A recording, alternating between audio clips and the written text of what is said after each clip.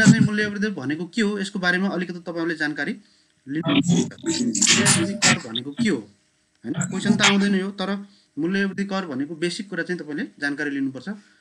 कहिलेकाहीँ मूल्य अभिवृद्धि कर भनेको के हो भन्ने कुरामा यसका विशेषताहरुमा तलपट्टि अप्सन राख्दिन सक्छ, 2 3 4 चारवटा अप्सन मिलाएर राख्न सक्छ। त्यसैले सबभन्दा पहिला मूल्य अभिवृद्धि कर भनेको के हो त्यो कुरा बुझेपछि मात्रै ऐन नियममा हामी जान सक्छौं। मूल्य अभिवृद्धि कर भनेको के हो त भन्दा यो वस्तु र सेवाको उपभोगमा लाग्ने कर हो है। वस्तु र सेवा तपाईले जति खरिद गर्नुहुन्छ, बिक्री गर्नुहुन्छ अथवा त्यसको कन्जम्सन गर्नुहुन्छ त्यसमा लाग्ने एक किसिमको इन्डाइरेक्ट ट्याक्स हो, अप्रत्यक्ष कर हो। अप्रत्यक्ष कर भन्नुको मतलब यो चाहिँ आम उपभोक्ताहरूलाई लाग्छ, तर यो कर बुझाउनका लागि चाहिँ भन्सारमा चाहिँ इम्पोर्टरहरूले बुझाइदिन्छ, उत्पादकहरूले बुझाउँछ, बुझाउने मान्छे अरु नै हुन्छ, तर वास्तवमा कर तिर्ने मान्छे जनता हुन्छ हैन। सम्पूर्ण कर अन्तिम रूपमा उपभोक्ताले जनताले आफ्नो गोजीबाट तिर्छ, तर त्यो बुझाउने जनता हुँदैन। बुझाउनका लागि कस्टम एजेन्टमा भोलिपछि तपाई आउनुभयो भने तपाईले गएर बुझाइदिनुहुन्छ, भन्सार कार्यालयले बुझाउँछ उठाउँछ अथवा अरु अन्य व्यापारीहरूले चाहिँ उद्योगहरूले वितरकहरूले यिनीहरूले गर्छन्। त्यसलाई हामीले अप्रत्यक्ष कर भनेर भन्छौं। त्यसैले मूल्य अभिवृद्धि कर पनि एउटा वस्तु र सेवा केमा लाग्छ त यो वस्तु र सेवामा लाग्ने अप्रत्यक्ष कर हो। केमा लाग्छ भन्ने क्वेशन आयो भने तपाईले के भन्नुपर्यो, वस्तु सेवा दुईटै कुनै पनि होइन भन्ने खालको क्वेशन आउन सक्छ। त्यसैले वस्तु र सेवा दुईटैमा लाग्ने कर हो। कस्तो कर हो त अप्रत्यक्ष कर हो। अर्को चाहिँ यो करयोग्य वस्तु तथा सेवाको उत्पादन गर्ने, पैठारी गर्ने, वितरण गर्ने जुन जुन चरणहरुमा यो कामहरु हुन्छ त्यो सबै चरणमा लाग्छ। त्यसैले यसलाई चाहिँ यो युनिभर्सल ट्याक्स हो। भन्नुको मतलब यसमा नलाग्ने भन्ने एकदमै कम वस्तु सेवाहरु छ, सबैमा लाग्छ। तपाईलाई कन्फ्युज भयो भन्सार एजेन्टकोमा लाग्ने कि नलाग्ने भन्ने लाग्ने किन भन्दा सबैमा लाग्छ, त्यसैले लाग्ने। नलाग्नलाई त मूल्य अभिवृद्धि कर ऐनमा तोकेको हुनु पर्यो, योमा नलाग्ने भनेर भन्नु पर्यो। भोलिपछि तपाईले लाइसेन्स पाउनुभयो, लाइसेन्स पाएर भन्सारमा काम गर्न थाल्नुभयो भने तपाईले फी लिनुहुन्छ भन्सार एजेन्टको, त्यो फीमा पनि मूल्य अभिवृद्धि कर लाग्छ, अडिटरको फीमा लाग्छ, वकिलको फीमा लाग्छ भनेपछि यो सारा संसारमा युनिभर्सल जहाँ जहाँ ट्रान्ज्याक्सन हुन्छ, कारोबार हुन्छ, ती सबै कारोबारमा लाग्छ हैन। त्यसैले यसलाई मूल्य अभिवृद्धि भनेको जहाँ जहाँ मूल्य बढोत्तरी हुन्छ त्यहाँ त्यहाँ सब ठाउँमा लागू हुन्छ। र यो चाहिँ यो लेखामा आधारित कर प्रणाली हो। एकाउन्ट राख्नुपर्छ यसको लागि, खरिद बिक्री खाताहरु, बिलहरु, बिजकहरु हैन, यी सब कुराहरु राख्नुपर्छ। त्यसैले यो चाहिँ आधुनिक लेखामा आधारित कर प्रणाली पनि हो। र यो मूल्य अभिवृद्धि करको लागि बिजकहरु छुट्टै राख्नुपर्छ, करमा दर्ता गर्नुपर्छ हैन। यो विभिन्न खालका प्रक्रियाहरु हामीले पूरा गर्नुपर्छ। र पहिला हामीले यो मूल्य अभिवृद्धि कर भनेको नयाँ र आधुनिक कर प्रणाली हो, वैज्ञानिक कर प्रणाली हो। यसभन्दा पहिला हामीले बिक्री कर लगाउँथ्यौं, अरु करहरु पनि लगाउँथ्यौं हैन। त्यो बिक्री करलाई सुधारिएर चाहिँ हामीले मूल्य अभिवृद्धि कर भन्ने नयाँ कर ल्याएको हो। भारतमा चाहिँ यसलाई अब डाइरेक्ट हामी भन्सारमा काम गर्ने भावनाले भारतसँग बढी जोडिन्छ। भारतसँग जीएसटी भनेर भनिन्छ, गुड्स एन्ड सर्भिस ट्याक्स हैन, वस्तु तथा सेवा कर, जीएसटी भन्ने तपाईहरुले सुन्नुभयो होला। मोदी सरकारले एकदमै ड्रास्टिक नयाँ जीएसटी को कन्सेप्ट ल्याएर 2016 या 17 देखि यो कर चाहिँ लागू गरेको छ। त्यसैले भारतमा भन्ने जीएसटी र नेपालमा भन्ने भ्याट अथवा मूल्य अभिवृद्धि कर एउटै हो।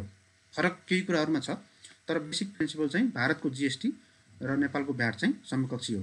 भारतमा कुन कर नेपालको करको समकक्षी हो, एउटै हो भन्ने क्वेशन आयो भने तपाईले के भन्नु पर्यो त जीएसटी हो हैन। भारतमा चाहिँ विभिन्न दर छ, त्यहाँ धेरै प्रकारका दरहरु तोकिएको छ। हामी कहाँ धेरै दरहरु छैन, मूल्य अभिवृद्धि करको दर चाहिँ हामी कहाँ एउटै छ हैन। बेसिक कुरा तपाईले यति कुरा जानकारी लिनु पर्यो। अब हामीले मूल्य अभिवृद्धि कर त अहिले लगाछौं हैन। 54 साल मंसिर 1 गतेबाट हामीले नेपालमा मूल्य अभिवृद्धि कर लागू गर्यौं र त्यसैले हामीले मंसिर 1 गतेलाई राष्ट्रिय कर दिवस मनाउँछौं। नेपालमा मंसिर 1 गतेलाई राष्ट्रिय कर दिवस मनाउनुको कारण के हो भन्ने क्वेशन आयो भने मूल्य अभिवृद्धि कर लागू भएको दिन भएको कारणले यसलाई राष्ट्रिय कर दिवस मनाएको हो, त्यो क्वेशन बन्न सक्छ। अर्को क्वेशन के हुन सक्छ भन्दा नेपालमा कहिले राष्ट्रिय कर दिवस मनाइन्छ? मंसिर 1 गते, प्रत्येक वर्षको मंसिर 1 गते राष्ट्रिय कर दिवस हामीले मनाउँछौं हैन। मूल्य अभिवृद्धि कर 2054 साल मंसिर 1 गतेबाट हामीले लागू गर्यौं, तर यो लागू गर्नुभन्दा पहिला यस्तै खाले अरु करहरु पनि थिए है। के कर थिए त? बिक्री कर थियो, सेल्स ट्याक्स हैन, त्यस्तै ठेक्का कर हैन, ठेक्कामा कर लगाइन्थ्यो, मनोरञ्जन कर थियो र होटल कर थियो। यो चारवटा करहरु अलग अलग थिए है। अलग अलग ढंगले अलग अलग कानुन बमोजिम अलग अलग तरिकाले लगाएको करलाई हामीले सबलाई खारेज गरेर एउटै मात्र वैज्ञानिक व्यवस्थित आधुनिक सभ्य हैन एकदम व्यापक क्षेत्र भएको ठूलो राजस्वको योगदान हुने खालको त्यस्तो कर प्रणाली ल्यायौँ, त्यसैले हामीले यसलाई आधुनिक वैज्ञानिक कर प्रणाली भनेर भन्छौँ। तपाईँले याद गर्नु पर्यो कि 54 साल मङ्सिर 1 गतेदेखि लागू भयो। मङ्सिर 1 लाई हामीले राष्ट्रिय कर दिवसको रूपमा मनाउँछौँ। त्यसभन्दा अगाडि 4वटा करहरू थियो, बिक्री कर, ठेक्का कर, मनोरञ्जन कर र होटल कर। यो 4वटा करलाई हामीले विस्थापन गरेर 54 मङ्सिर 1 देखि मूल्य अभिवृद्धि कर लगायौँ। नेपालमा मूल्य अभिवृद्धि करको दर कस्तो छ त है? सुरुमा हाम्रो 54 साल मङ्सिर 1 गते लगाएको बेलामा 10% दर थियो सुरुमा है। पछि राजा ज्ञानेन्द्रको पालामा चाहिँ अध्यादेश ल्याएर 61 माघ 1 गतेबाट 13% कायम गरियो। 13% कायम गरियो र अहिले पनि 13% छ। कति पर्सेन्ट छ त नेपालमा मूल्य अभिवृद्धि करको दर? 13% छ। भोलिपछि तपाईँले भन्सारमा पनि मूल्य अभिवृद्धि कर असुल उपर गर्नुपर्छ। त्यस्तो बेलामा तपाईँ एजेन्ट भएर काम गर्दाखेरि त्यहाँ 13% मूल्य अभिवृद्धि कर असुल उपर गर्नुपर्ने हुन्छ।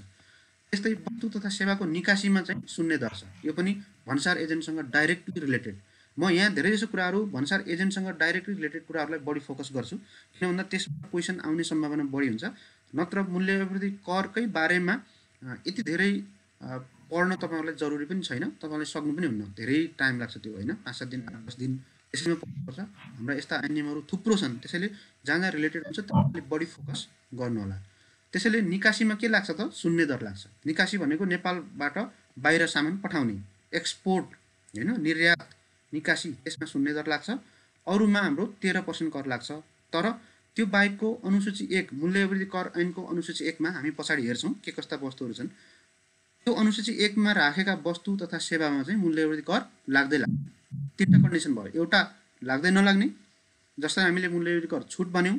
दोस्रो शून्य दर लाग्ने, जस्तो निकासी जस्ता कन्डिसनहरूमा शून्य दर लाग्छ, कर त लाग्छ तर शून्य दर। र अर्को जनरली 13% कर लाग्छ। तर नेपालमा करको दर कति छ भन्ने क्वेसन तपाईँलाई आयो भने 1 दर, 2 दर, 3 दर, बहुदर भन्ने अप्सनहरू आउला। त्यसैले तपाईँले एकल दर भन्नु पर्यो, 13% हो। यो शून्य दर भनेको चाहिँ विशेष कन्डिसनमा मात्रै लागू गर्ने हो, जनरल्ली युनिभर्सल्ली लागू गर्ने कन्डिसन होइन।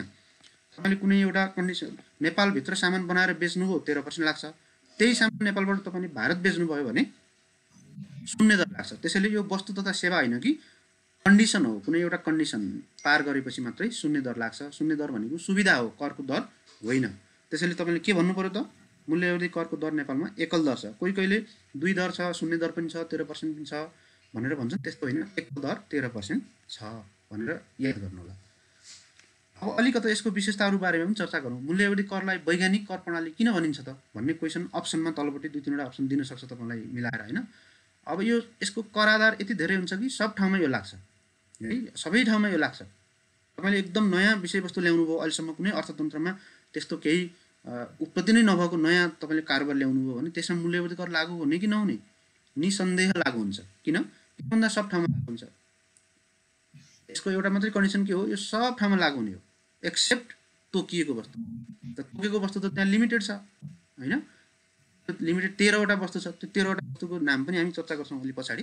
त्यो बाहेक अरू सबैमा लाग्छ भनेपछि यसको आधार ठुलो छ, त्यसैले पनि यो वैज्ञानिक हो।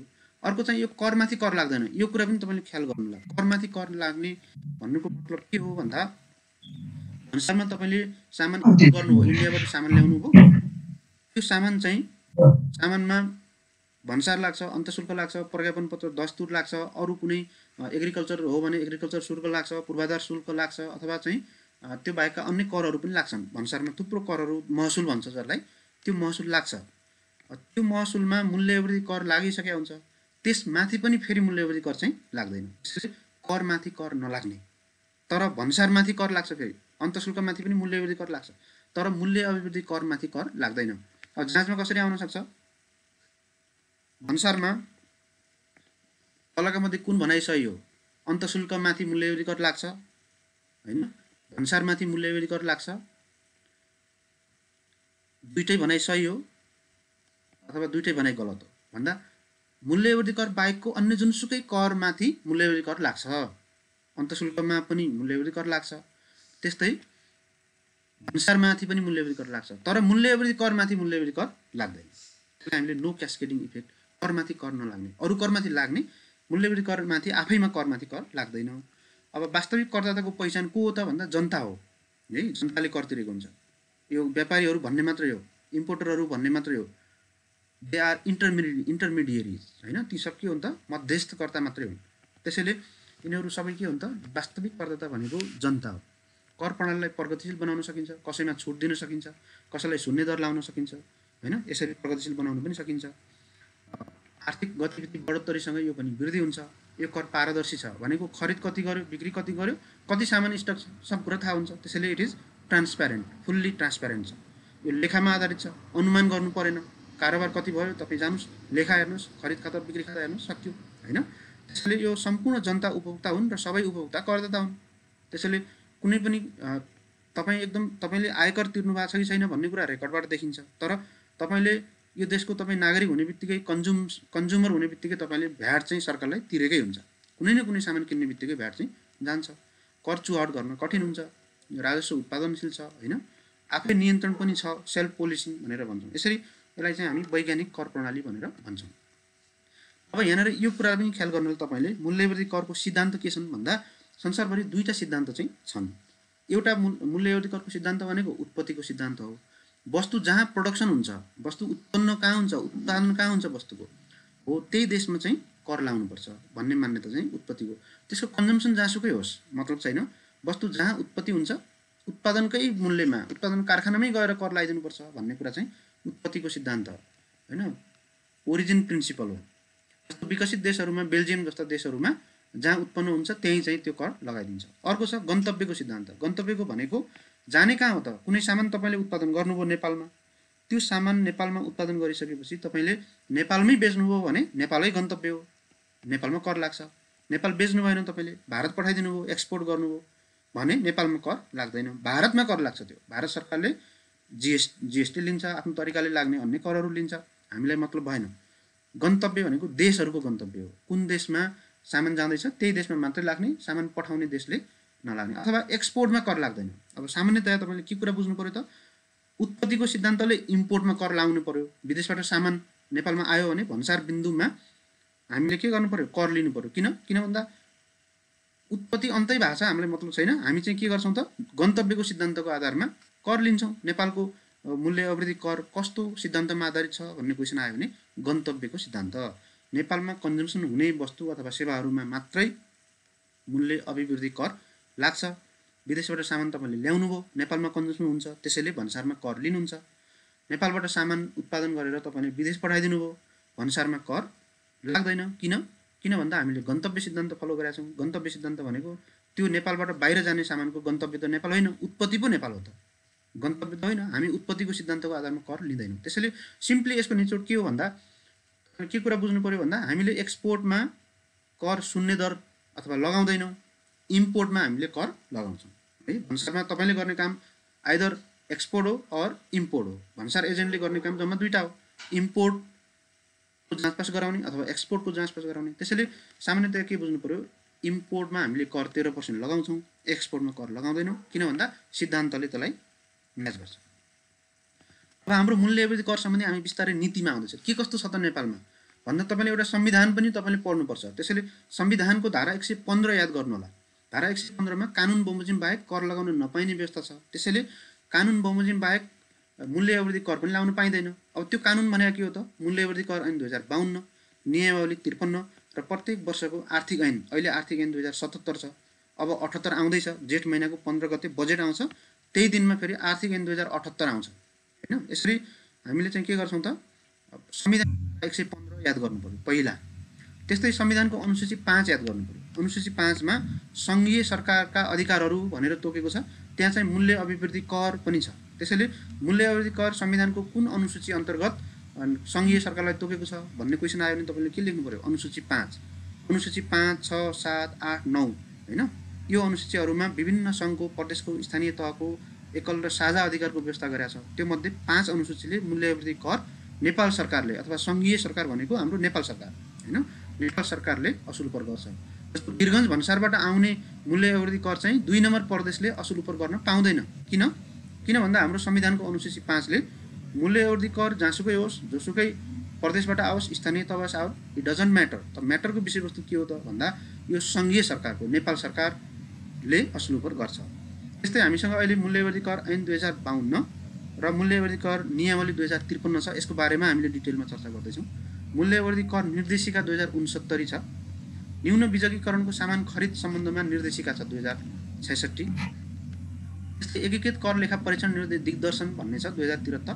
यो चाहिँ खास आन्तरिक रूपमा कर अधिकृतहरूका लागि मात्रै हो, बाहिर चाहिँ त्यति दिँदैन। त्यस्तै सालबसाली आउने ऐनहरू, अघि मैले भने नि आर्थिक ऐनले संशोधन गर्छ। प्रत्येक वर्षको आर्थिक ऐन जुन जेठ महिनाको 15 गते आउँछ त्यसले चाहिँ मूल्यवर्धित कर कसरी लाउने, कति लाउने, के संशोधन गर्ने भन्ने कुराहरू गर्छ। नेपाल सरकारले छुट र सुविधा सम्बन्धी निर्णय गर्छ। नेपाल सरकार अर्थ मन्त्रालयले मूल्यवर्धित कर छुट र सुविधा सम्बन्धमा विभिन्न खालका निर्णयहरू गर्छ र हामीले राम्रो मूल्यवर्धित कर तिर्नेलाई हामीले उत्कृष्ट करदाता भनेर सम्मान गर्ने प्रचलन पनि छ। तपाईँले सुन्नुभएको छ, पत्र पत्रिकामा सुन्नुहुन्छ होइन।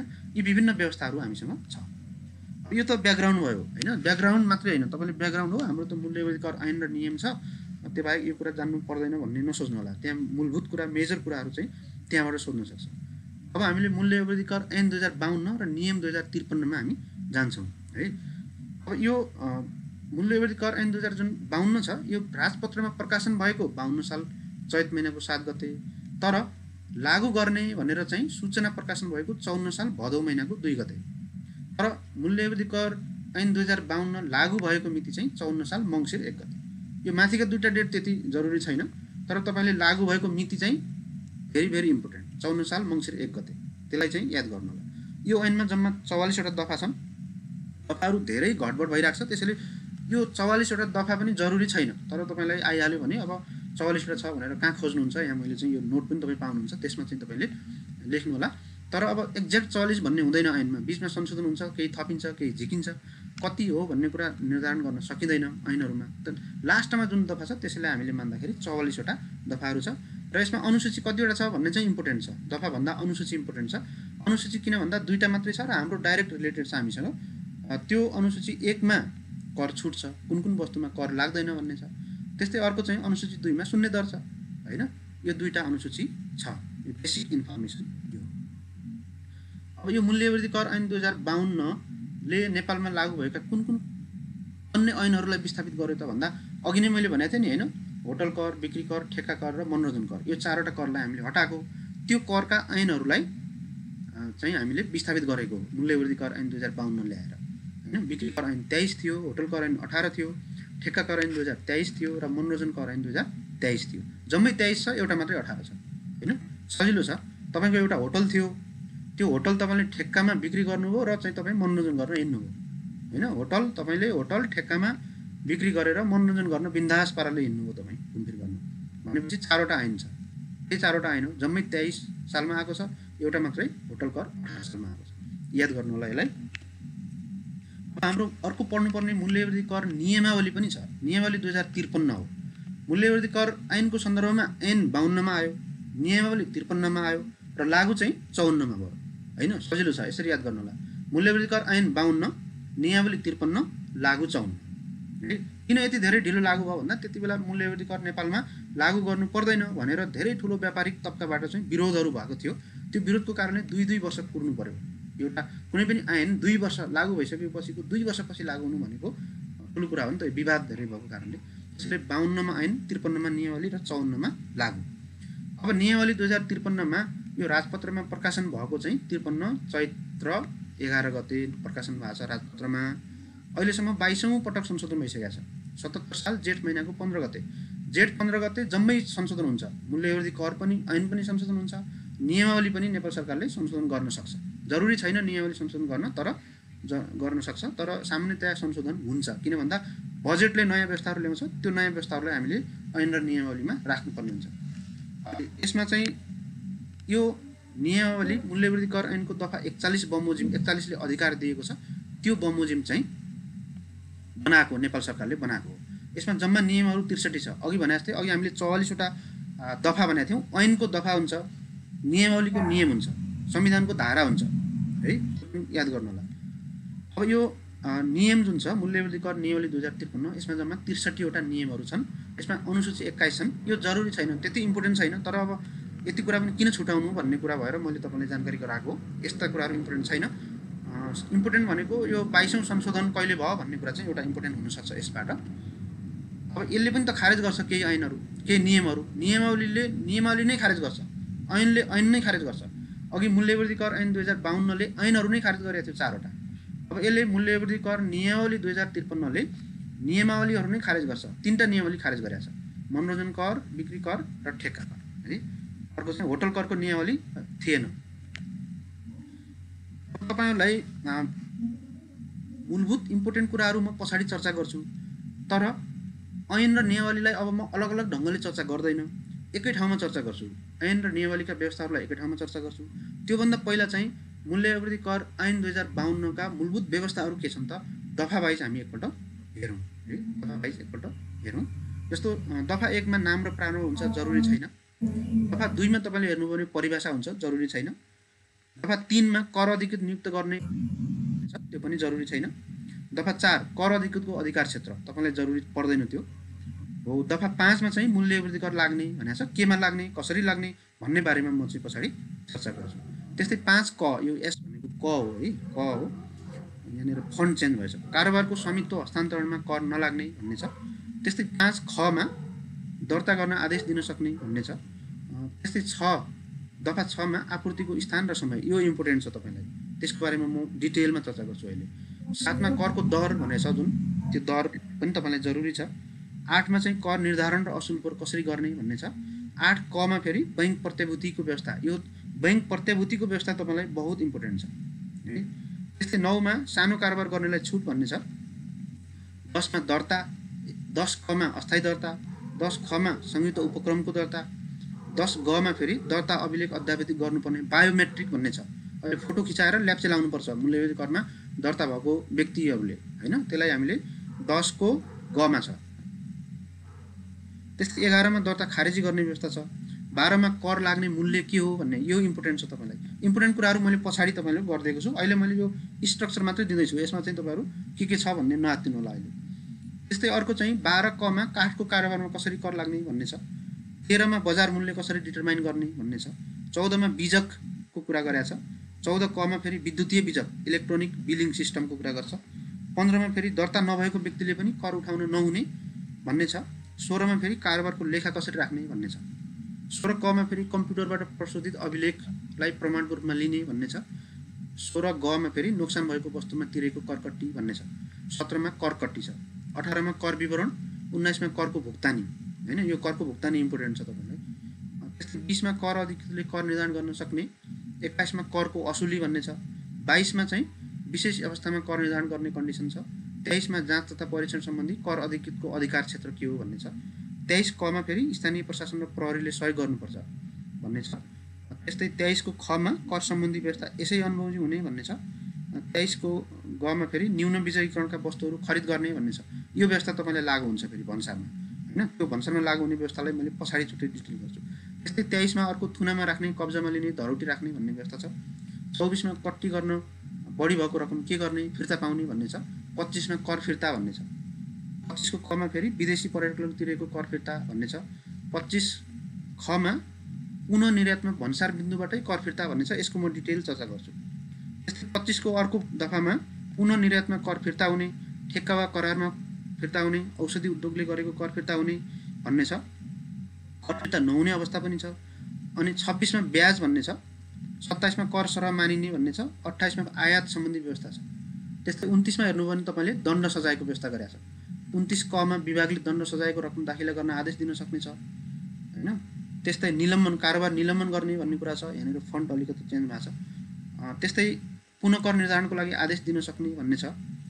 अदालतलाई भयसरको अधिकार हुने हैन, प्रशासकीय पुनरावलोकन, यी सब कुराहरू तपाईले 23 धरोटी राख्नुपर्ने, अधिकार प्रत्यार्जन, यिनी कुराहरू यसमा भएका कुराहरू हुन्। यो सबै कुराहरू चाहिँ जरुरी चाहिँ छैन, तर तपाईलाई सजिलो होस् भनेर कुन दफामा के छ भनेर मैले यो चाहिँ लेखेको हो।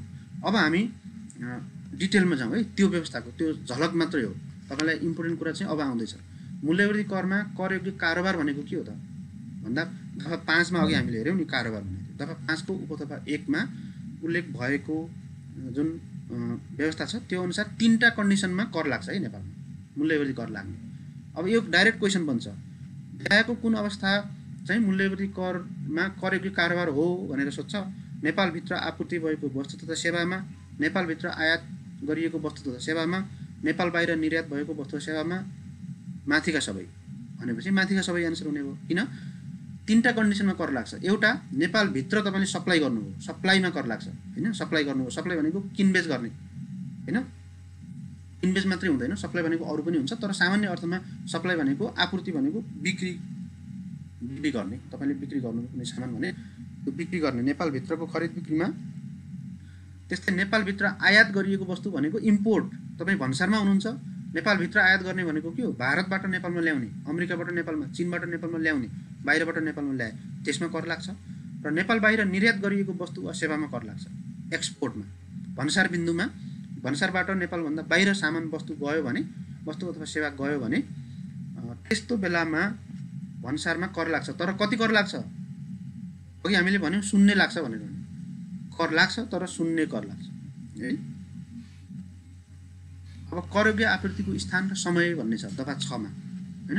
कुन कुन ठाउँमा कर लाग्छ त, कुन समयमा कर लाग्छ हैन, कुन कुन ठाउँमा कर लाग्छ भन्दाखेरि जहाँ वस्तु छ नि, जहाँ कारोबार हुन्छ त्यही लाग्छ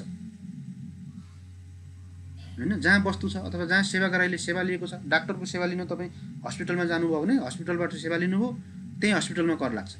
हस्पिटलमै बसेर उसले चाहिँ बिल काटेर त्यहीबाट कर बुझाउनुपर्छ। भने जस्तो हामीलाई इम्पोर्टेन्ट कहाँ भयो भन्दा आयातको हकमा कहाँनिर कर तिर्छ त कुनै पनि मान्छेले भन्दा भन्सार बिन्दुमा। किन भन्दा यसले तोकिदिएको छ, ऐनले आयातको हकमा भन्सार बिन्दुमा कर लाग्छ भनेर तोकिदिएको छ। त्यसैले आयात गर्ने मान्छेले अहिले म भन्सार मात्रै तिर्छु, भ्याट चाहिँ म पछि नेपाल गएर तिर्छु भन्न पाइएन। किन भन्दा भन्सार बिन्दुमै कर लाग्छ आयातको हकमा। त्यति कुरा ख्याल गर्नु। अब कहिले कर तिर्ने त भन्दा एउटा त बिजक जारी गरेको बिल तपाईँले दियो, एउटा बिल दिएको अवस्थामा, अथवा वस्तु तपाईँले उठाइदिनु भयो, वस्तु ल्याउनु भयो घरमा, बिल काटे छैन, त्यो सेवा प्रदान भएको, सेवा यदि सेवा लिएको छ भने सेवा दिएको समयमा र कुनै प्रतिफल प्राप्त गरेको बखत जुन पहिले हुन्छ सोही समयमा चाहिँ कर लाग्छ भने। जस्तो उदाहरणको लागि तपाईँले भन्सारबाट सामान छुटाएर ल्याउनु भयो, बिजक जारी भएको छैन भने भन्सारबाट सामान ग्रहण गरेको, उठाएर ल्याएको बखत त्यही दिन चाहिँ कर लाग्छ।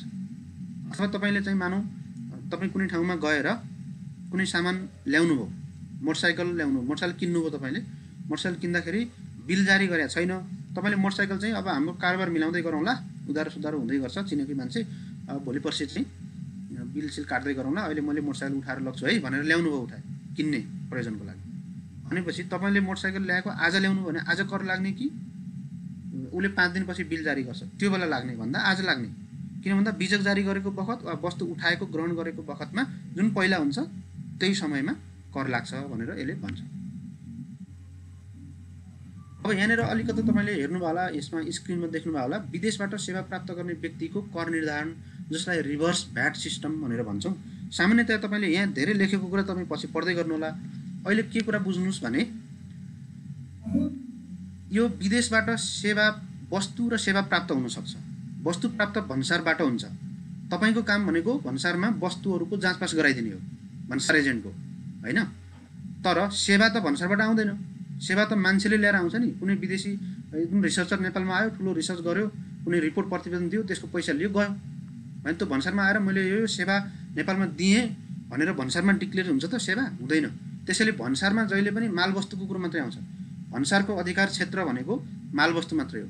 त्यसैले तपाईँले क्वेसन आउन सक्छ, जनरल क्वेसन, भन्सारको क्षेत्र अधिकार क्षेत्र के हो? मालवस्तु, सेवा दुइटै अथवा कुनै पनि होइन, यस्तो खालको क्वेसन आउन सक्छ। त्यसैले जहिले पनि भन्सारले हेर्ने भनेको मालवस्तु हो, सामानहरू मात्रै हो, मर्कन्डाइज गुड्स भनेर भन्छौँ होइन, जो चाहिँ ट्यान्जिबल गुड्सहरू देख्न छुन सकिन्छ, त्यस्ता गुड्सहरू मात्रै भन्सारले हेर्छ। तर त्यो बाहेकको मानव सेवा ल्यायो, एनटिसीले सिङ्गापुरबाट कुनै सेवा ल्यायो, सिङ्गापुरको एकदम 5G कम्पनी, चाइनाबाट 5G कम्पनी नेपालमा ल्याएर उसले चाहिँ नेपालमा 5G सेटलमेन्ट गर्नुपर्ने भयो भनेपछि त्यो त भन्सारबाट आउँदैन। मान्छे त प्लेनबाट आउँछ, उडेर आउँछ, यहीँ काम गर्छ, सेवा दिन्छ, पैसा करोडौँ रुपियाँ लिएर जान्छ हो। त्यस्तो बेलामा सेवा विदेशबाट ल्याएको छ भने पनि त्यसमा 13% कर त्यो मान्छेलाई लगाएर असुलपुर गर्नुपर्छ भन्ने कुरा चाहिँ रिभर्स भ्याट हो एउटा।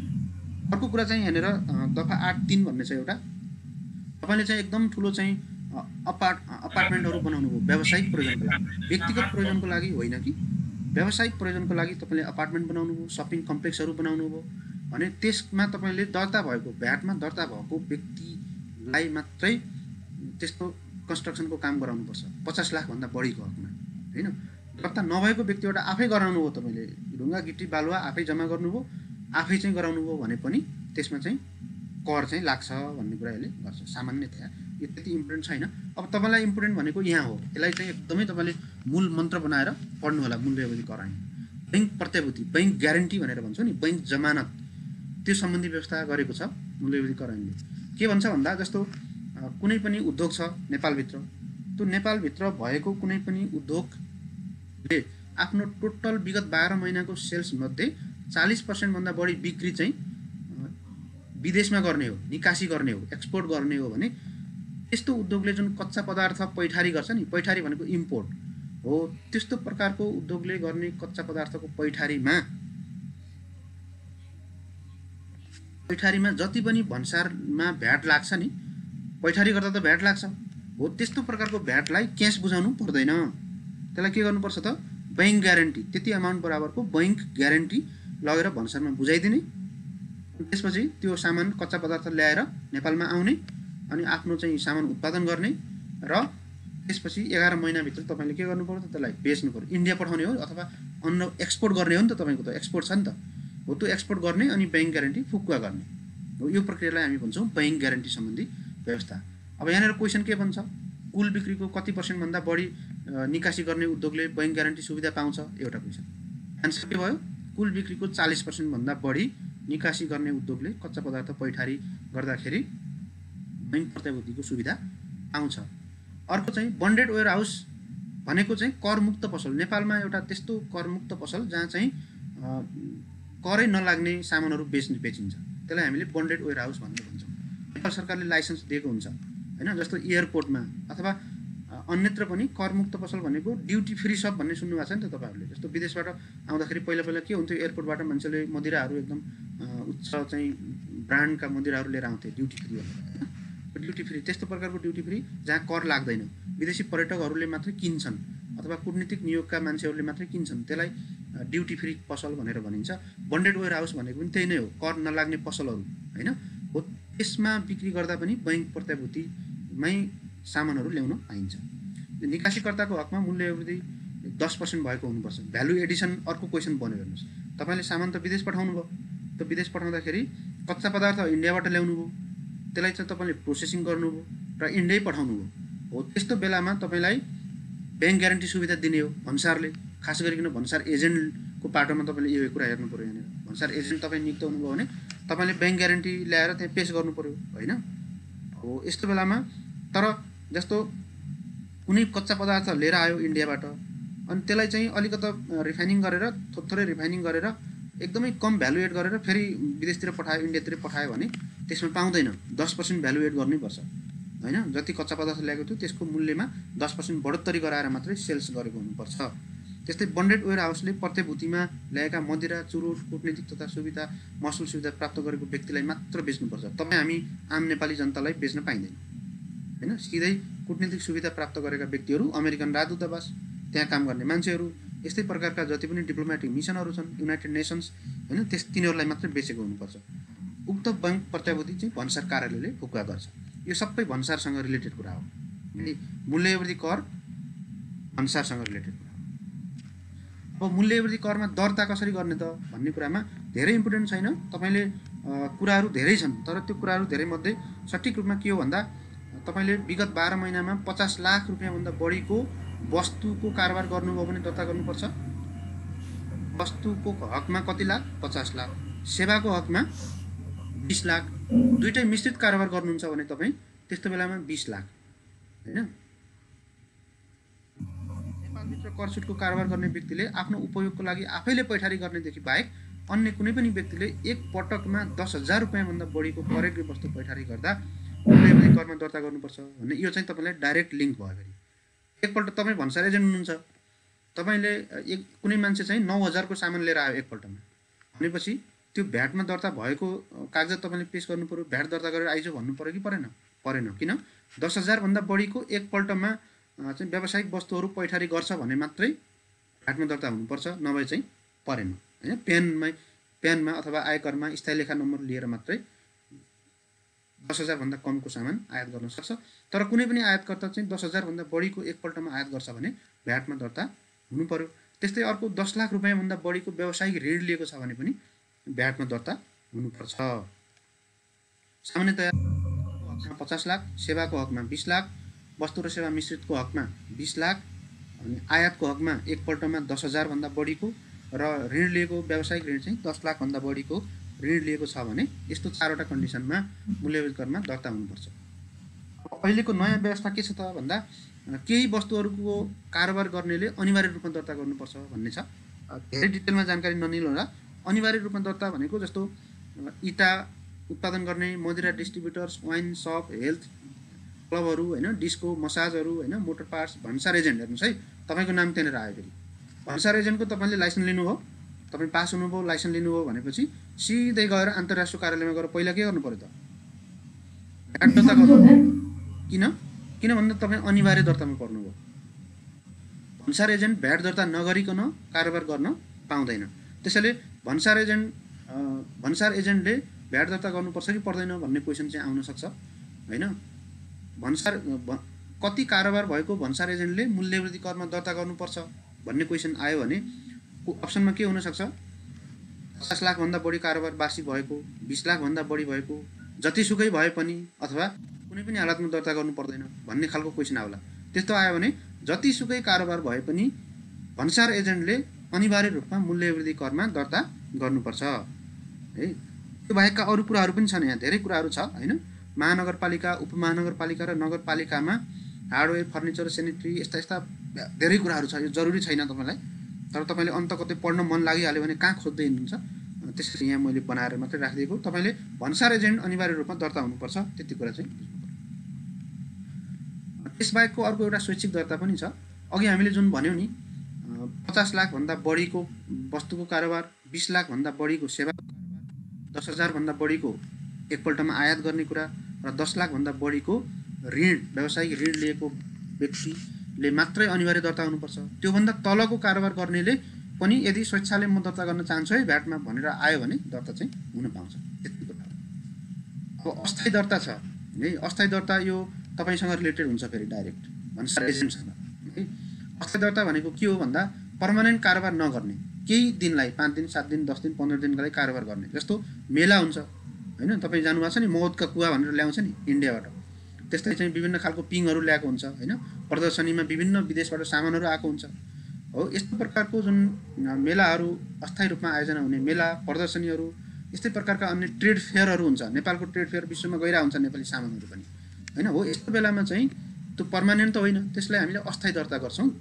अस्थायी दर्ता भनेको केही दिनको लागि मात्रै दर्ता गर्छौँ, धरौटी लिएर दर्ता गर्छौँ। 2% धरौटी राख्नुपर्ने भन्ने छ र 7 दिनभित्र चाहिँ हामीले त्यसलाई चाहिँ दर्ता खारेजी गरिदिन्छौँ है। अब यो भारतबाट नेपालमा सामान ल्याउन थाल्यो कसैले, तपाईँलाई एजेन्टको रूपमा नियुक्त गर्यो र मेरो चाहिँ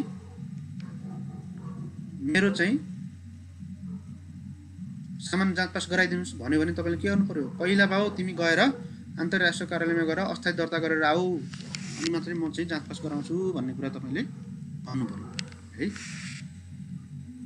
अब अर्को जोइन्ट भेन्चर दर्ता छ, जेभी भनेको। जस्तो ठेकेदारहरू, ठेकेदार ए, ठेकेदार बी, दुईटा ठेकेदार मिलेर कुनै कम्पनी सी खडा गरेर त्यो काम गर्दैछन् भने त्यसलाई जोइन्ट भेन्चर भन्छौँ। त्यो पनि दर्ता हुनुपर्छ है। त्यो पनि दर्ता हुनुपर्छ भन्ने कुरा मात्रै हो, यो त्यति इम्पोर्टेन्ट छैन। अब महकरको दर्ता खारेजी सम्बन्धी कुरा गर्दा जस्तो मूल्यवृद्धि करमा कस्तो अवस्थामा खारेजी हुन्छ त? दर्ता भयो, संस्था बन्द भयो, बिक्री भयो, हस्तान्तरण भयो, संस्थाको कुनै पनि कारणले अस्तित्व समाप्त भयो, प्राकृतिक व्यक्ति जस्तो तपाईँ हामी जस्तो व्यक्ति छ भने त्यसको मृत्यु भयो भने पनि दर्ता खारेजी हुन्छ। साझेदारी फर्म छ, एउटा साझेदार मृत्यु भयो भने त्यो पुरै साझेदारी विघटन हुन्छ। जस्तो कर लाग्ने कारोबार गर्न छोड्यो हैन, लगातार 12 महिनासम्म शून्य विवरण दिन थाल्यो हैन, 50 लाख र 20 लाख भन्दा कमको कारोबार गर्न थाल्यो र भुलवश दर्ता नपर्ने व्यक्ति दर्ता भएर छ भने यस्तो बेलामा मूल्य अभिवृद्धि करमा दर्ता खारेजी हुन्छ। अब यहाँनिर तपाईहरुलाई एकदमै इम्पोर्टेन्ट, मूल्य अभिवृद्धि कर लाग्ने मूल्य के हो त? कुन मूल्यमा मूल्य अभिवृद्धि कर लाग्छ त भन्दा जस्तो तपाईले नगद लिनुभयो, न्यू रोडमा जानुभयो, क्यामेरा किन्नुभयो, क्यामेराको तपाईले 50,000 तिर्नुभयो, क्यामेरा लिनुभयो, नगद मात्रै प्रतिफल भयो नि व्यवसायीलाई त हो। त्यस्तो बेलामा त्यो जति नगद प्राप्त भएको त्यति मूल्यमा कर लाग्छ, 50,000 मा कर लाग्छ। अर्को चाहिँ ढुवानी, वितरण खर्च र नाफा र अन्य अप्रत्यक्ष करहरू समेत जोडिनुपर्छ है। ढुवानीको खर्च, ट्रान्सपोर्टको खर्च जोड्नुपर्छ, वितरणका खर्चहरू जोड्नुपर्छ, तपाईँको नाफा छ भने नाफा पनि जोड्नुपर्छ र यो बाहेकका अन्य करहरू जति छन् ती सबै करहरू जोडेर अन्तिम रूपमा जुन उपभोक्ताले पाउँछ त्यो मूल्यमा कर लाग्छ। तर मूल्यवृद्धि कर चाहिँ जोडिँदैन है। मूल्यवृद्धि कर माथि कर लाग्दैन भनेर अघि हामीले सुरुमा प्रिन्सिपलको कुरो गरेका थियौँ नि, हो यहाँ ऐनको तर्फ 12ले के भन्यो त मूल्यवृद्धि कर माथि कर लाग्दैन भन्ने कुरा चाहिँ गर्यो। अब आउनुहोस् भन्सारमा। भन्सारमा तपाईँले इम्पोर्ट गर्दै हुनुहुन्छ केही सामान भने त्यस्तो बेलामा कुन मूल्यमा मूल्यवृद्धि कर लाउने त हैन। भन्सारमा सबभन्दा पहिला तपाईँले भ्याट लगाउनु, के अरे सबभन्दा पहिला तपाईँले भन्सार शुल्क लाउनुहुन्छ, त्यसपछि अन्तशुल्क लाउनुहुन्छ, त्यसपछि अन्य विभिन्न शुल्कहरू लाउनुहुन्छ हैन। त्यसपछि अन्तिममा तपाईँले मूल्य अभिवृद्धि कर लाउनुहुन्छ। मूल्य अभिवृद्धि कर लागिसकेपछि अरू करहरू लाग्दैन। त्यसैले भन्सार बिन्दुमा सबभन्दा पहिला लाग्ने कर कुन हो?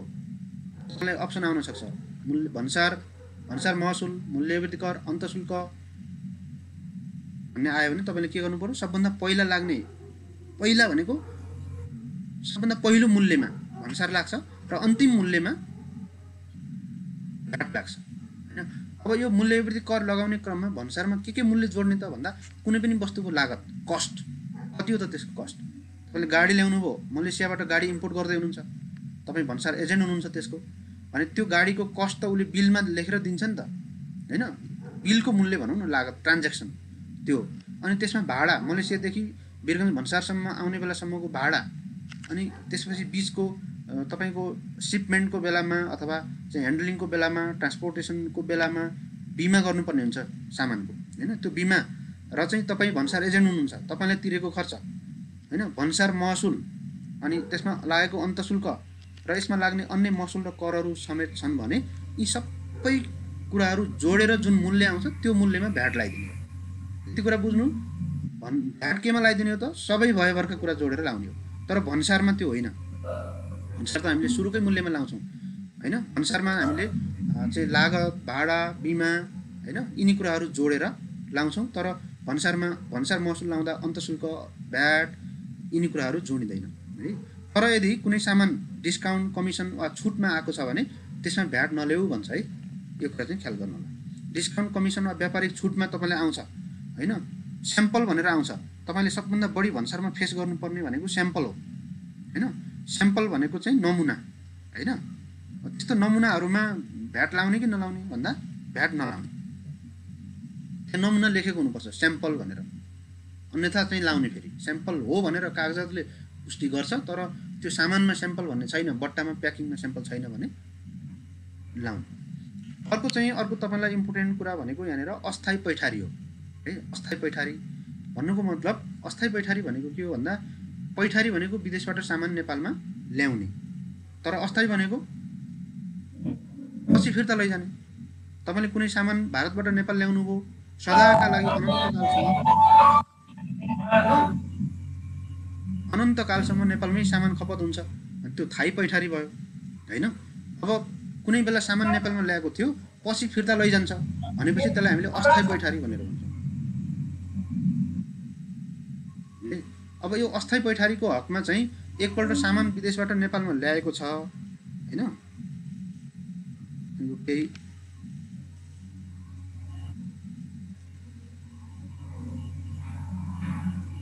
ओके।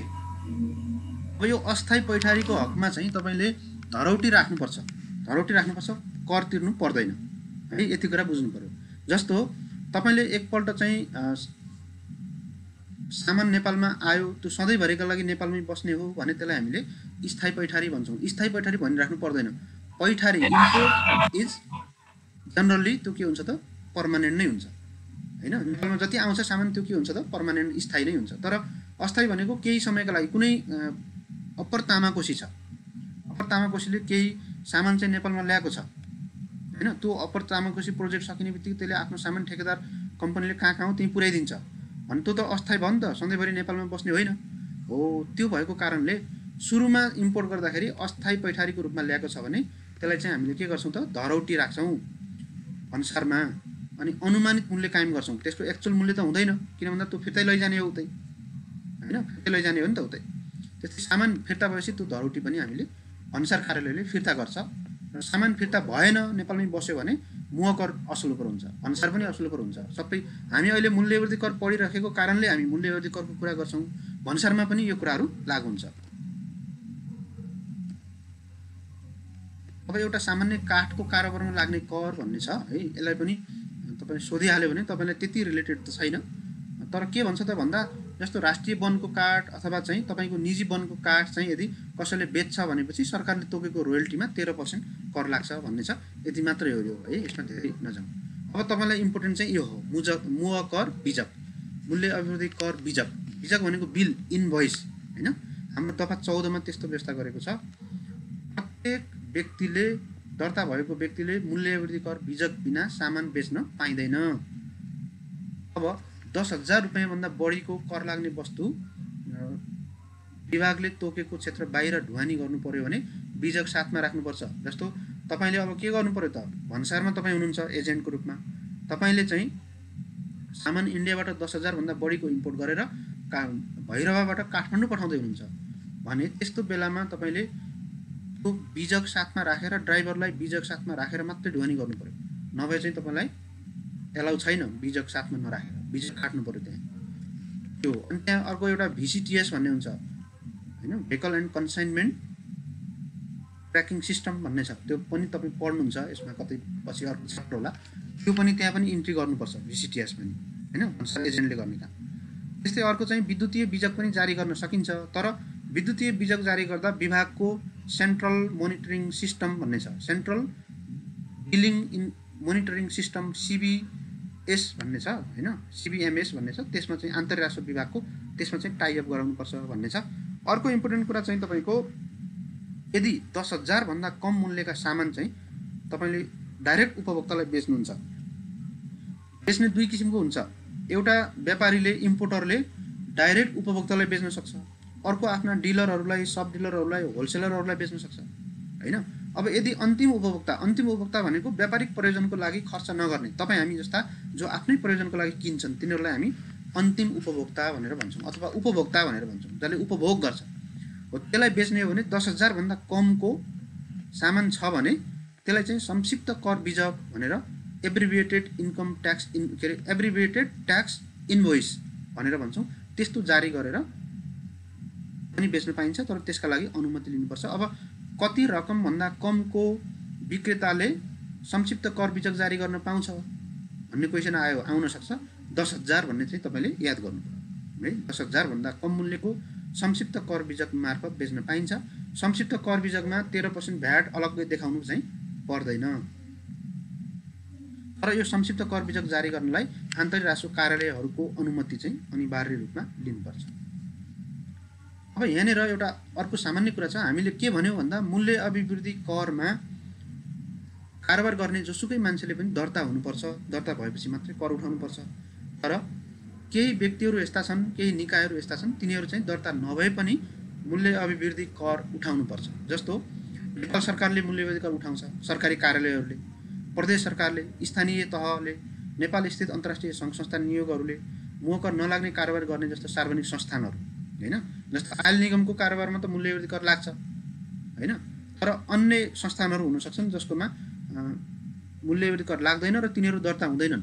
नेपाल आयल निगम भ्याटमा दर्ता हुन्छ हैन, नेपाल टेलिकम भ्याटमा दर्ता हुन्छ, टेलिकमको सेवामा भ्याट लाग्छ, तर राष्ट्रिय वाणिज्य बैंक भ्याटमा दर्ता हुँदैन। किन भन्दा बैंकिङ सेवामा कर लाग्दैन, आयलमा कर लाग्छ, आयल निगम दर्ता हुन्छ हैन।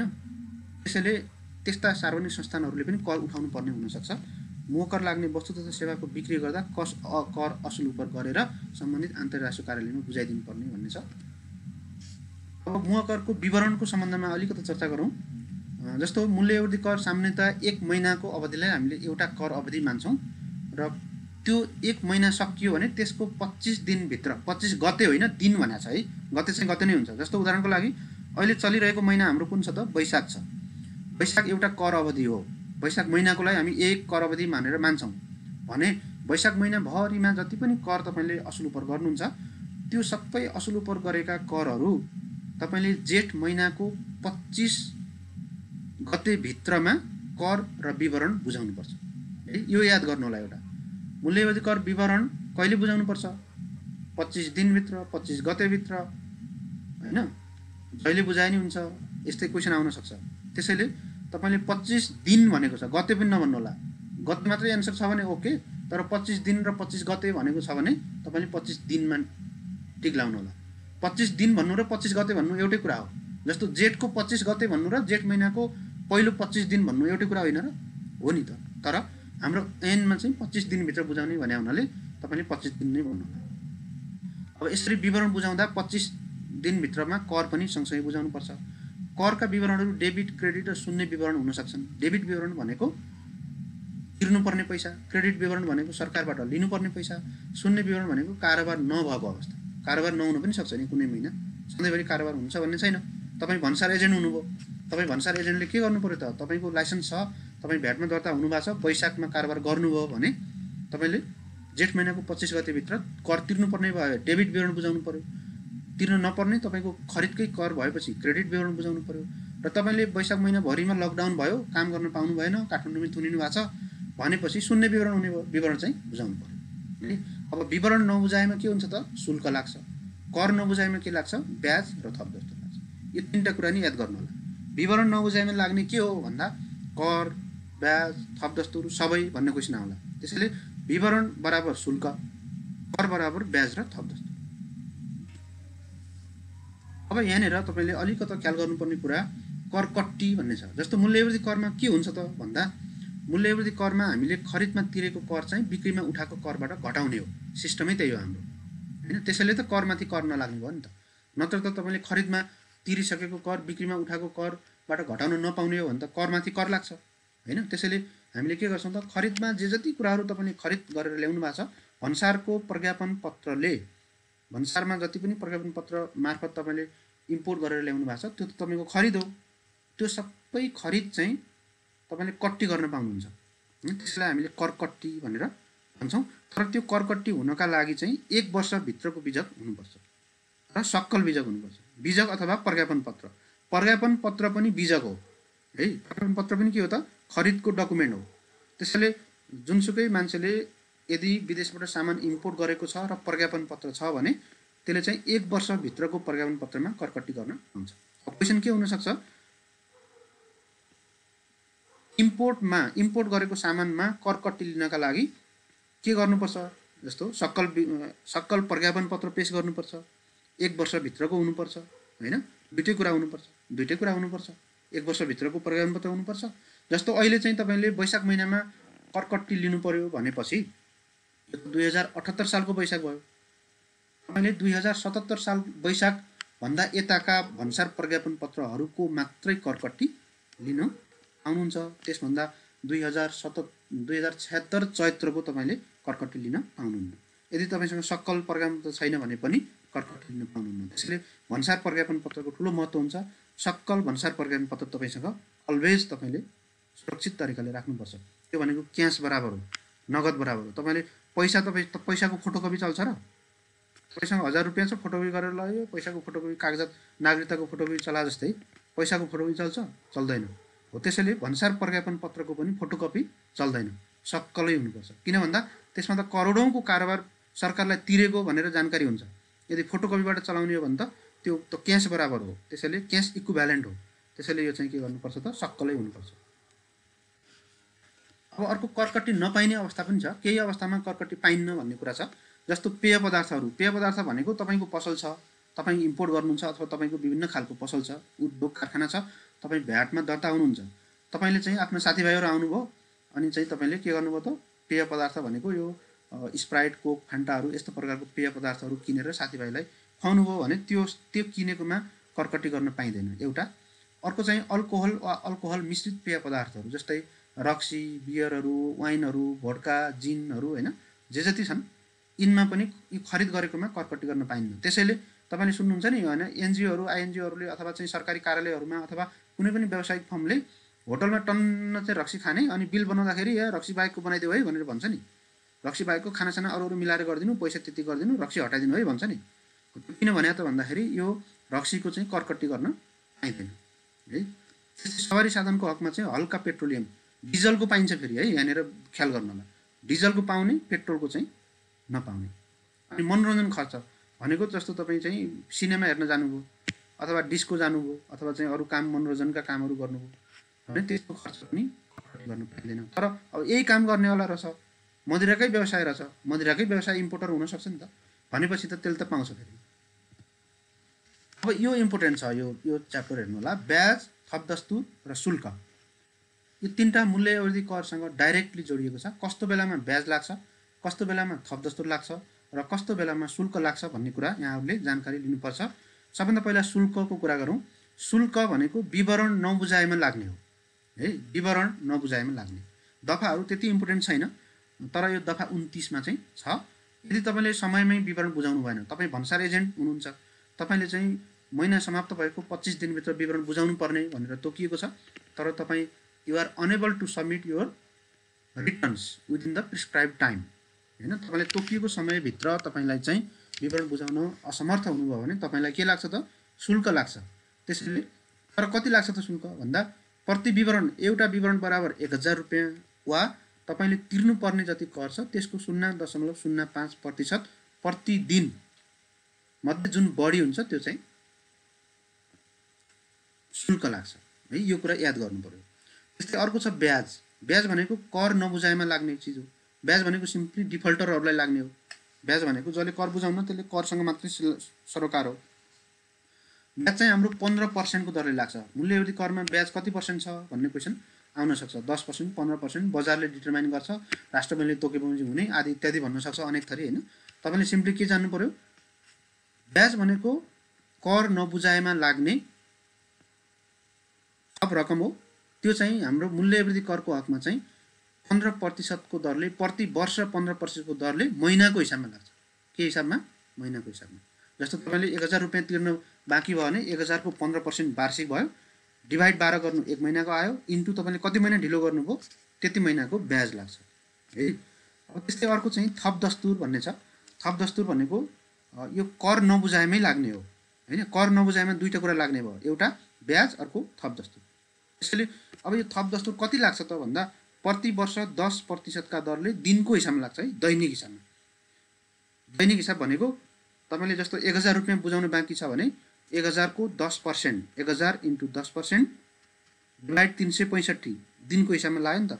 अनि इन्टु तपाईँले 50 दिन ढिलो गर्नुभयो भने इन्टु 50 जति दिन छ एक प्रत्येक दिनको हिसाबले लाग्छ। त्यसैले क्वेसनहरू धेरै बन्न सक्छ यसबाट। थप दस्तुर के बाबत लाग्छ एउटा क्वेसन, त्यसको एन्सर के हो त, कर नबुझाए बाबत। थप दस्तुर कति लाग्छ, वार्षिक 10% को दरले दैनिक हिसाबले लाग्छ होइन। ब्याज कति लाग्छ, 15% को दरले लाग्छ। शुल्क कति लाग्छ, यसमा थुप्रो क्वेसनहरू बन्न सक्छ यो तीनटाबाट है। अब अर्को एउटा सामान्य कुरा के छ भन्दा, न्यून बिजकीकरण गरेका वस्तुहरू खरिद गर्ने भन्ने छ। भन्सार ऐन तपाईँले पढ्नुभयो कि पढ्नु भएन होइन, त्यो नपढ्या भए तपाईँ पढ्नुहुन्छ होइन, त्यसमा पनि यो कुरा लागु हुन्छ। भन्सार ऐनमा पनि छ, न्यून बिजकीकरण गरेर कसैले वस्तुहरू ल्याइदियो नेपालमा, मानौ ल्यापटप छ होइन, तपाईँ भन्सार एजेन्ट हुनुहुन्छ, मालिकले तपाईँलाई एजेन्ट नियुक्त गर्यो र ल्यापटप इम्पोर्ट गर्दो रहेछ उसले, ताइवानबाट एसर ब्रान्डको ल्यापटप ल्यायो। उसले ल्यापटपमा मेरो मूल्य चाहिँ 30,000 हो भनेर डिटरमाइन गर्यो, डिक्लेरेसन गर्यो भन्सारमा। तर तपाईँ भन्सार अधिकृत हुनुहुन्छ, तपाईँले चाहिँ यो त 50,000 हो भन्ने लाग्यो र तपाईँले 50,000 मूल्य हो भन्ने तपाईँ कन्फर्म भएपछि भन्सार कार्यालयले के गर्न सक्छ त भन्दा, त्यो ल्यापटपमा चाहिँ केही निश्चित रकम प्रोफिट मार्जिन जोडेर त्यो सामान आफै खरिद गरेर लिलाम बिक्री गर्न सक्छ है। अब यसमा डिटेलमा जानु परेन। न्यून बिजकीकरण गरेको सामानहरू खरिद निर्देशिका 2066 छ। यो निर्देशिका बमोजिम चाहिँ भन्सारमा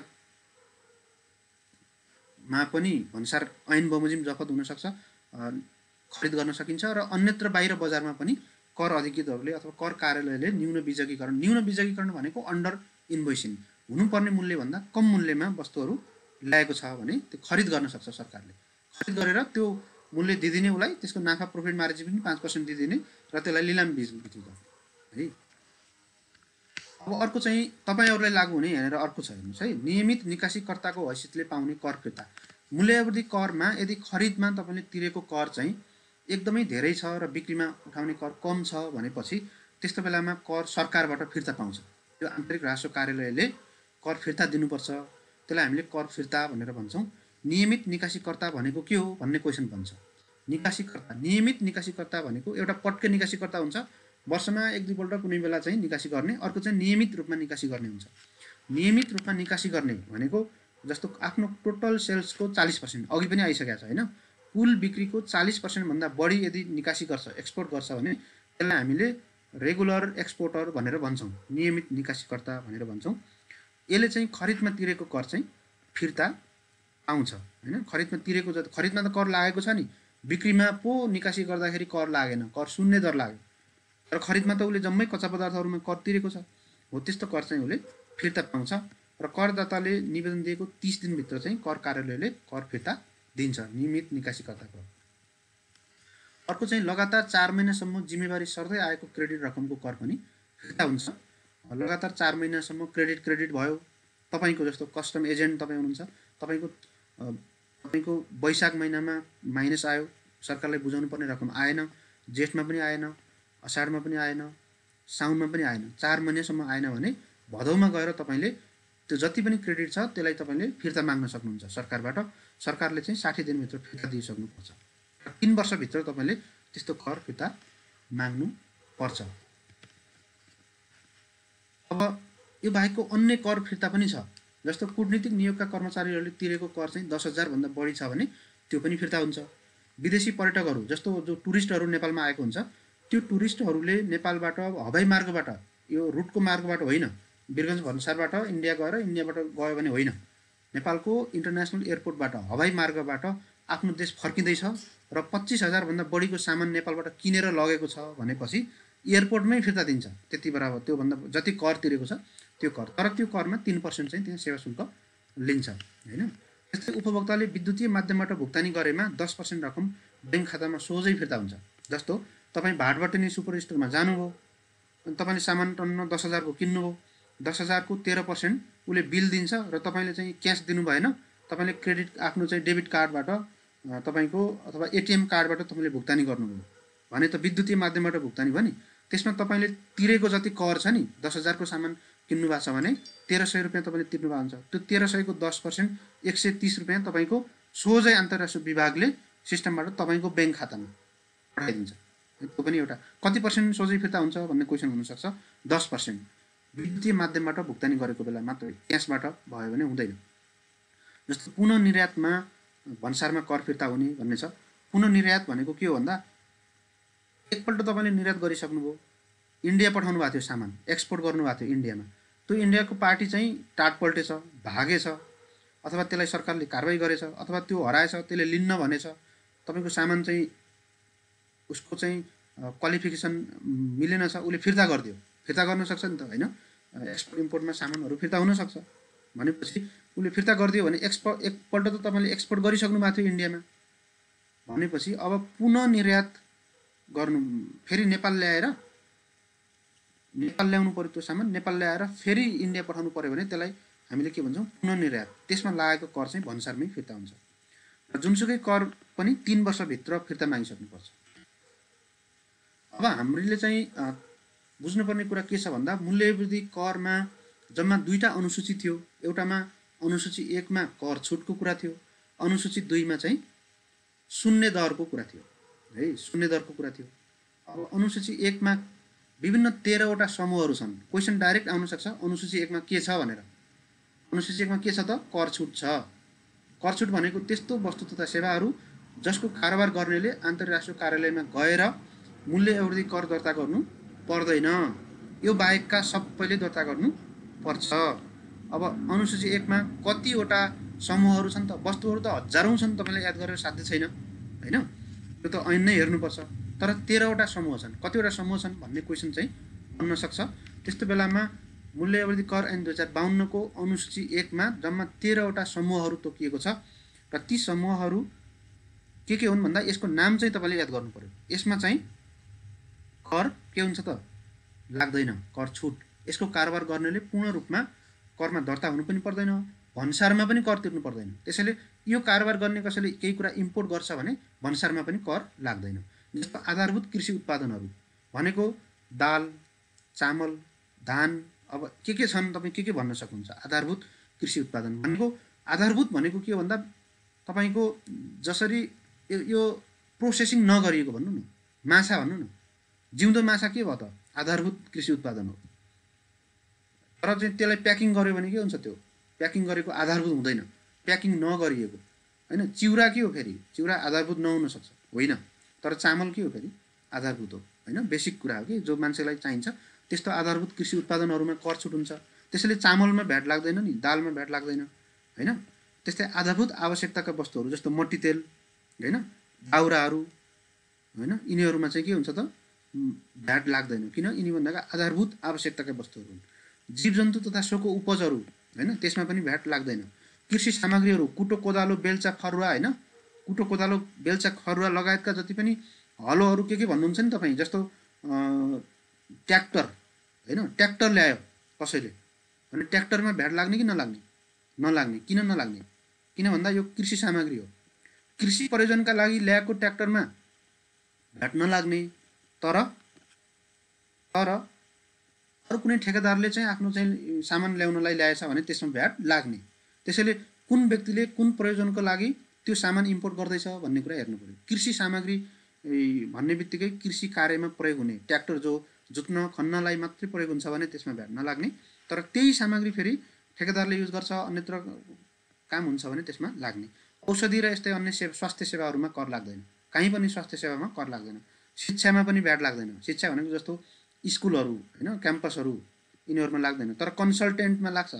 रेड एकाडेमीले गरेको जुन तपाईँको जुन पढाइराखेको छ यसमा लाग्छ कि लाग्दैन? लाग्छ। यो चाहिँ आधारभूत शिक्षा होइन। आधारभूत शिक्षा जुन सामुदायिक शिक्षा छ त्यसमा मात्रै नलाग्ने। किताब अखबार र मुद्रित सामग्रीहरू हैन, किताबमा पनि लाग्दैन। जस्तो कान्तिपुर पत्रिका छ यसमा लाग्दैन हैन। त्यस्तै सांस्कृतिक कलात्मक र कालीगढी सेवाहरू हैन, जस्तो राजेश हमालले मेरो नाम शङ्कर हो, मेरो नाम शङ्कर भनेर जति चाहिँ पैसा कमाउनुहुन्छ नि उसको त्यो सेवामा पनि भ्याट लाग्दैन। किन भन्दा यो कालीगढी कलात्मक र सांस्कृतिक सेवा अन्तर्गत पर्छ। टिचरकोमा लाग्दैन, तर डक्टरकोमा लाग्छ फेरि हैन। किन? खेलाडीकोमा लाग्दैन, डक्टरकोमा लाग्छ हैन। त्यस्तै चाहिँ अर्को यात्रुवाहक ध्वनि सेवा भने, यात्रुवाहक भनेको जस्तो तपाईँ प्लेनमा लागेन, प्लेनको तपाईँ टिकट लिँदै हुनुहुन्छ त्यसमा लागेन। तर चाहिँ ढुवानी सेवा, ढुवानीमा भ्याट लाग्छ अहिले। तर निर्यात प्रयोजनको जुन कार्गो सर्भिस हुन्छ, एक्सपोर्ट गर्ने, नेपालबाट चाइना पठाउने कार्गो सर्भिस, त्यसमा चाहिँ लाग्दैन। व्यावसायिक र पेसागत सेवाहरूमा पनि लाग्दैन। अन्य सेवाहरूमा जस्तो वित्तीय सेवा, सहकारी सेवा, जीवन बिमाहरू, यस्ता थुप्रो सेवाहरू छन्, लाग्दैन। र चाहिँ भवन र जग्गामा पनि लाग्दैन। जग्गाको कारोबार गर्ने जुन चाहिँ रियल इस्टेटको कारोबार गर्ने व्यवसायीहरू छन् तिनीहरू पनि दर्ता हुनु पर्दैन। र बाजी, क्यासिनो र चिट्ठा हैन, बाजी, क्यासिनो र चिट्ठामा पनि भ्याट लाग्दैन। किन भन्दा यसमा असुलपरै गर्न सकिँदैन, डिफिकल्ट टु ट्याक्सेसन, हार्ड छ यस्तोमा क्यासिनोमा। त्यसैले सरकारले कर छुट दिन्छ, एकैचोटि क्यासिनोको रोयल्टी भनेर पैसा लिन्छ। अब चाहिँ अर्को शून्य दर अनुसूची 2 मा छ। यसलाई पनि अलिकति याद गर्नु होला। यसमा 11 प्रकारका कन्डिसनहरू छ। कतिवटा थियो? 13 वटा समूहहरू थियो। यसमा समूह होइन, 11 प्रकारका वस्तुहरू छ। त्यो 11 प्रकारका वस्तुहरू के भन्दा निर्यात, हेर्नुहोस् है, निर्यात एक्सपोर्टमा लागेन। किन लागेन? यहाँ अनुसूची 2 मा भनेको कारणले कर त लाग्यो, तर शून्य दरले कर लाग्यो। शून्य दरले लाग्यो भन्नुको मतलब लागेन भने जस्तै हो। शून्य दरले गुणा गरेर कर असुल पर गर्ने भने कति असुल पर गर्नुहुन्छ? कति न कति हैन। तर अब यसमा फरक के हो त भन्दा शून्य दरले कर लाग्नु भनेको यसमा तपाईले करमा दर्ता हुनु पनि पर्छ, कर बिजक काट्नु पनि पर्छ, कर कार्यालयमा विवरण पनि बुझाउनु पर्छ र खरिदमा तिरेको जम्मै कर चाहिँ तपाईले फिर्ता पाउनुहुन्छ। यो त सुविधा हो नि। शून्य दर भनेको सुविधा हो विशेष। निर्यात, सेवा निर्यात गर्यो भने त्यसमा पनि कर लाग्दैन। त्यस्तै कूटनीतिक नियोगका कार्यरत कर्मचारीले विदेशमा कुनै सामान इम्पोर्ट गर्यो भने, जस्तो अमेरिकन राजदूतले अमेरिकाबाट आफ्नो सामान इम्पोर्ट गर्यो भने त्यसमा पनि तपाईले भन्सार लिनु पर्दैन। त्यस्तै साबिकको बिक्री कर, छुट भएका सन्धि सञ्चयमा उल्लेख भएका आयोजनाहरूको खरिदमा पनि पर्छ।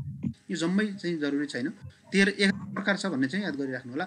अर्को सेजमा सञ्चालित उद्योगहरूलाई बिक्री गरेमा। सेज भनेको स्पेशल इकोनोमिक जोन भनेर भन्छौँ हैन, विशेष आर्थिक क्षेत्र। त्यो पनि तपाईले पढ्नुपर्छ हैन। विशेष आर्थिक क्षेत्रमा